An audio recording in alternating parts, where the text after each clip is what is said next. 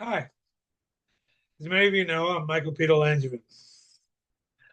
Yeah, I got some books published. Yeah, I published a lot of magazines. Yeah, I lived a great life.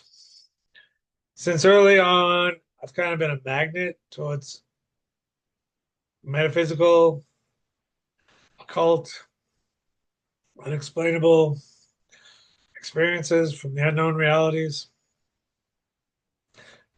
I've enjoyed it. Um, Thought I'd tell a story or two and see how those go over. People generally like my stories. Now, I've told a lot of my stories of traveling in Africa, Latin America, Arab countries, Europe, United States, Canada. I haven't told hardly any publicly about New Orleans. My wife Sophia Karen Axelson, who is an amazing Nordic witch and published author in Sweden, have lived here for over 4 years. What a city. I was blessed to live in San Francisco at the end of the 70s, and it was a really wonderful time and really wonderful city. And that's what I founded Magical Blunt magazine. And maybe it wouldn't have worked a different time in the world, but it worked great then. And I enjoyed it. Met so many creative, talented, world changing people. So New Orleans now is similar to jazz. Well, New Orleans is renowned for jazz. The tourists keep the jazz and the blues and the music alive. The art, many artists live here, drawn here. The city, I think, is something like 84% African American Black population. I don't know the percentage of Latino, but it's pretty high.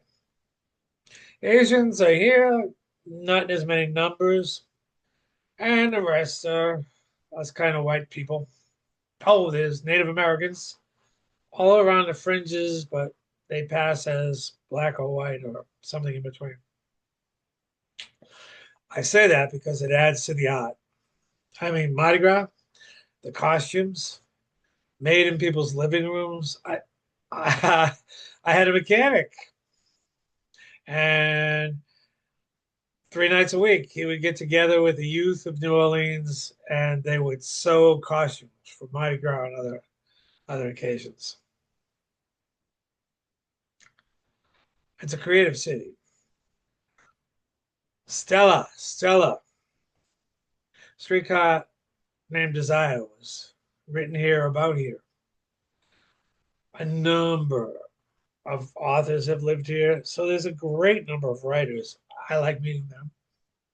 Poets, dancers, singers. My wife and I live on the edge of the ghetto. I find places like that very interesting. Cheaper for rent too. And she wanted to bring it to life. So there was a deserted space behind our apartment, and she started a garden. And we got beans that we brought from Virginia. We got kale, and we don't grow okra, although I've grown to like okra. We haven't been too lucky with peas. Morning glories come up great. You can't eat them. I hear you can do something with the seeds. I haven't, but uh, Malabar is a lettuce kind of thing that grows here. That's really good. Anyway, we have gardens, and everyone around loves our garden. And it's not a glorious garden, but it's a good garden. Not like we had in Virginia. So when I first moved here, I didn't have much money. I had come here for a great job. I went to a hostel called Area 51, and It was an old New Orleans building with an old woman who owned it and cared about it. And it was inexpensive. I figured it would be a good transition point. I was given room 13. I like the number, it's a lucky number. And in there were news clippings of mysterious murders and occult occurrences in New Orleans. Maybe they were trying to tell me something. So, first or second night, I walked down the stairs. You have to go down the stairs to get to the kitchen and a communal kind of kitchen. Uh, Hostels have that. And there's a woman sitting in the communal space, kind of old woman, dressed kind of other age. I walk by. She's there when I walk back. Next morning, I go down for coffee. She's still sitting there. I said, "Good morning. How you doing?" No, no, you can't see me. You can't talk to me. I swear she disappeared. I glanced her other times there. I asked the owner about it. She said, "Yeah, some people say something about that. I've never seen her." Very New Orleans. Very New Orleans. My wife is going through a rough time, challenging time, and we decided to find one of the voodoo practitioners who was old and wild and dependable. And we did, just down on Ramparts to Street Hill. And you want to talk characters? So we paid her the money, and she did a lovely healing reading for Sophia. And oh boy, Sophia was expecting more. I throw voodoo bones. I learned in Haiti and Brazil and here for because they like tea leaves, and tarot cards, and I do readings for people for money. And Sophia was kind of expecting something like that. And the woman said, "What, you want me to throw the bones? I tell you, ooga booga, you're going to be better, get better." But she told her many, many really good and insightful things. She knew things she shouldn't have known. We've been to some major voodoo rituals here, and the hair can stand up on your neck, and chills go down your spine. And tourists uninvited or allowed to find out about them. One early morning, I walk in the French Quarter because I love the French Quarter. It's 300 years old. One morning, I was walking down the French Quarter, and this guy walked up to me, and he went, "Ah," but it wasn't like that. I'm pretty sure he was a werewolf. I said, "Leave me alone. I'm good about that." And he walked away. Another time, my wife is in Sweden. Her parents, her family are in Sweden. And I went to a late night vampire cafe. They have them here. I was curious. And I met this woman, and she said she was a vampire. And she said they were having a meeting on Friday night. And she gave me an address.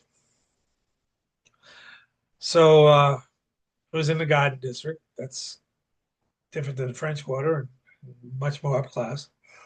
And I found my way there. And it was a lot like the Coven meetings I went to in San Francisco and Salem, Massachusetts. They drank red wine, cold blood, I don't know. And they kind of interviewed me. I don't know. They asked me a lot of questions, one after another. And then at midnight, there was a ceremony. Didn't feel new age. But I was invited back, and I went a second week. And after the ceremony on the second week, one of the elders took me aside. he said, Michael Peter, you're a nice guy, but you're too much of a Boy Scout and an altar boy to become a vampire. So don't come back here and forget the address. Well, I might not live forever, but maybe he did me a big favor. And here in our apartment on Elysium Fields, same where Stella, other end, was written about. Uh, One night I couldn't sleep and I sat out in the living room.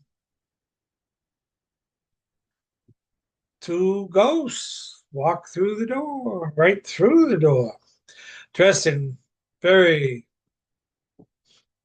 1800s dress. And I have a way with spirits and otherworldly beings. I don't know why. And I said, Hi, what are you doing here? And they said, Well, we lived in New Orleans and we died in New Orleans and we don't want to leave it. We just traveled New Orleans in the evenings and we see how it's changed. And we talk to those who can see us. One was white, one was black. And they explained that one had been a plantation owner, and the other had been his manservant, best friend. And they'd been run over by uh, horses in a carriage. And they had been having a great time in Storytown, but now they just travel from time to time. I said, Tell me about your experiences. Tell me where you went on. And they told me some things about watching time lapse photography, watching time lapse life, staying alive. I've had some experiences in New Orleans, so even more than that, but those are some of the highlights. Okay, rambling. If you like this stuff, tell me you like it. Email me, send me a message on YouTube or Facebook, michaelpeterlangevin@gmail.com. Okay, we'll do it again if you want me to.